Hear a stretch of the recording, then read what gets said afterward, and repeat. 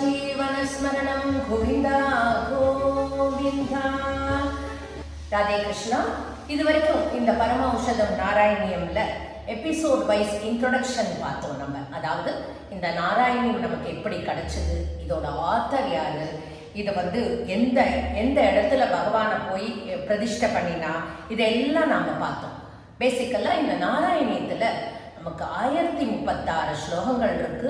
100 சாப்டர்ஸில் நமக்கு மேல்பத்தூர் நாராயண பட்டத்திரி ரொம்ப அழகாக கொடுத்துருக்காரு. இந்த நாராயணம் படிப்பதனால என்ன பலன் அப்படின்னு கேட்டால், லாஸ்ட் 100வது சாப்டரில் ஆயுர் ஆரோக்கிய ஐஸ்வர்யம் இது நமக்கு கிடைக்கும், கண்டிப்பாக கிடைக்கும். நம்பினவர்களை பகவான் என்றைக்குமே கைவிட மாட்டார்.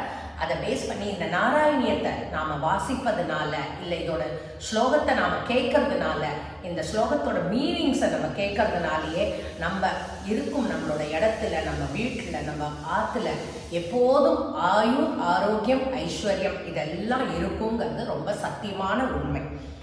ஸோ இப்போ இனி வரும் சாப்டர் வைஸ் மீனிங்குள்ளே நம்ம நெக்ஸ்ட் எபிசோட்லேருந்து நம்ம சாப்டர் வைஸ் மீனிங்குள்ளே போகிறோம். இந்த சாப்டர் வைஸ் மீனிங்கை எப்படி கொண்டு போகிறோம்னாக்க, சில சாப்டரில் ஃபுல் மீனிங் ஒரு ப்ரீஃப் ஆஃப் தட் சாப்டர் வரும். இது ஃபஸ்ட்டு 2 சாப்டரில் சாப்டர் வைஸ் மீனிங்காக கொடுக்குறேன். ஏன்னா அது பகவானை வர்ணிக்கிறது தான், அதில் ஸ்லோகா வைஸ் மீனிங் கொடுக்க முடியறதில்ல. ஸோ ஃபஸ்ட்டு 2 சாப்டரில் நான் பகவானோட அழகை வர்ணிக்கிற மாதிரி அப்படியே ப்ரீஃப் மீனிங்காக கொடுத்துருக்கேன். 3வது சாப்டர்லேருந்து நம்ம ஸ்லோகா வைஸ் மீனிங் போகிறோம். அது அப்படி தான் 100 சாப்டர்ஸும் நம்ம கம்ப்ளீட் பண்ண போகிறோம். இதை ரொம்ப சிம்பிள் லாங்குவேஜில் சொல்லணும்னு நினைக்கிறேன். என்னோட ஒரே எண்ணம் என்னன்னா, இது எல்லா தரப்பான மக்களுக்கும் போய் சேரணும். ஈவன் பாமர மக்களுக்கு கூட இது போய் சேரணும். எல்லாரும் இதை கேட்கணும், எல்லாரும் இதோட அர்த்தத்தை புரிஞ்சுக்கணும். இந்த நாராயணியத்தோட அர்த்தத்தை நாம் புரிஞ்சுட்டாலே ஃபுல் பாகவதத்தையும் நாம் புரிஞ்சுட்டா மாதிரி.